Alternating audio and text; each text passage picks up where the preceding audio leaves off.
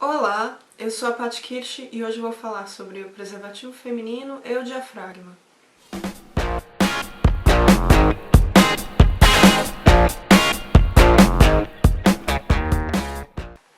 O preservativo feminino que eu testei foi esse aqui, da Prudence. Ele é um pouco mais caro que o preservativo masculino. Essa aqui tá uma faixa de R$ 26 a embalagem com apenas 2 unidades. Então é um valor bem caro. Eu vi algumas marcas agora, uma unidade custando R$ 8.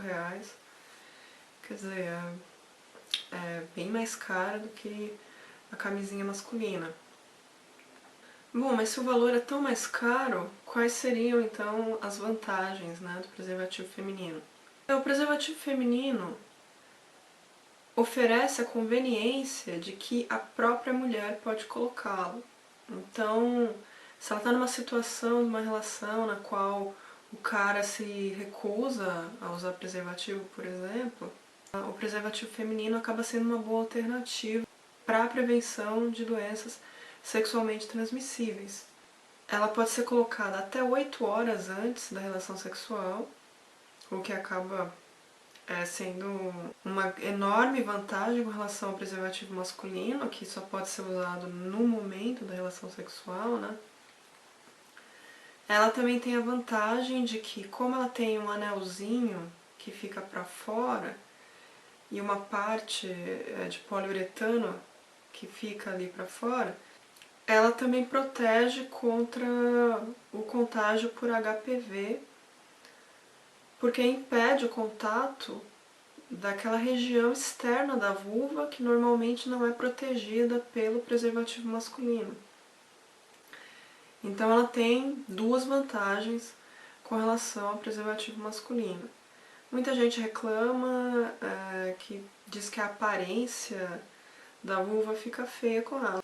Eu pessoalmente não acho que fique feia, ela só fica coberta naquele momento que seria o momento da penetração, né? Depois ela pode ser retirada sem nenhum problema, né? Ela só tem que ser utilizada durante a penetração.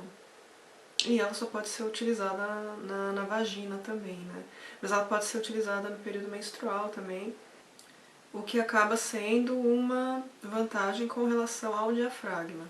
Quanto à probabilidade de falha do preservativo feminino, nós temos 5% no uso perfeito e 21% no uso típico. O uso perfeito é aquilo idealizado, imaginando que todo mundo faria tudo direitinho, colocaria no momento certo, tiraria do jeito certo, contando apenas com as falhas de fabricação, de transporte, de armazenamento, né, coisas assim. O uso típico é na vida real, então para efeito prático é melhor utilizar o índice de falha do uso típico, que é de 21%. Bom, quanto ao diafragma. O diafragma era um método contraceptivo mais popular lá nos anos 70. Depois, com os avanços da pílula anticoncepcional, ele acabou caindo um pouco em desuso. E agora, com esse novo movimento anti-hormonal, ele está voltando com muita força. Muitas mulheres estão optando pelo diafragma. Bom, quais são as vantagens do diafragma? Em primeiro lugar, ele tem um índice de falha de 6% no uso perfeito, mas de 12% no uso típico. Quer dizer, o índice de falha dele é menor que o do preservativo feminino. Entretanto, ele não protege contra doenças sexualmente transmissíveis, porque ele é como se fosse um coletor menstrual mais curto, que é colocado lá no alto, né, do colo do útero, lá no finzinho, para não permitir que os espermatozoides passem pelo colo do útero para o útero, né? Um diafragma custa uma faixa de uns R$ 100 atualmente, 100, R$ 200, dependendo do lugar onde você comprar, né? Mas ele tem a vantagem de que ele dura até uns 2 anos, se for bem cuidado, bem limpinho. Já o preservativo feminino não, ele é de uso único, descartável. Aí o diafragma tem que ser colocado entre 15 até meia hora, 15 minutos, meia hora antes da relação sexual, mas ele tem que ficar lá por 12 horas, só 12 horas depois ele pode ser retirado. E apesar de não proteger das doenças sexualmente transmissíveis, ele protege do câncer de colo de útero, porque não permite que o sêmen chegue até lá, né? Aí o que os dois têm em comum é que são métodos não hormonais, não causam efeitos colaterais, é a mulher que controla, a mulher que coloca.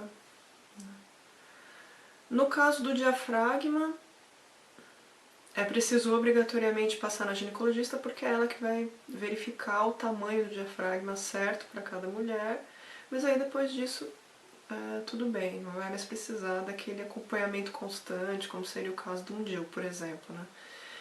Muitas mulheres se sentem incomodadas com a ideia do DIU porque é um dispositivo que vai ficar lá dentro do útero e tal, como o implante também, né? Que são métodos que ficam permanentemente na mulher. O diafragma não é esse caso, ele é utilizado no momento da relação sexual e depois ele é retirado. Já o preservativo feminino não, um tamanho único, qualquer mulher pode comprar, vai na drogaria, compra e tá tudo certo. Não precisa dessa burocracia toda. Uma desvantagem é que para mulheres que nunca tiveram relações sexuais com penetração vaginal, elas podem ter problemas para fazer a colocação porque elas precisam introduzir, né, o objeto pela vagina e pode ser difícil fazer essa introdução com a presença do ímen lá. Então não seriam as melhores opções para uma moça que ainda não é sexualmente ativa. Uma outra coisa com relação ao diafragma é que é interessante utilizar o espermicida em conjunto com ele para aumentar a eficácia. Espermicida é um creme que mata espermatozoides, ele é tóxico para os espermatozoides. Lembrando que espermatozoides são células haploides e não bichinhos. E o espermicida também pode atuar reduzindo a mobilidade deles. Então o espermicida é um creme interessante de ser utilizado junto com o diafragma para aumentar a sua eficácia. Mas mesmo utilizando os dois, a eficácia nunca vai ser 100%, não tem jeito, né? Nunca a gente consegue excluir completamente a possibilidade de falha.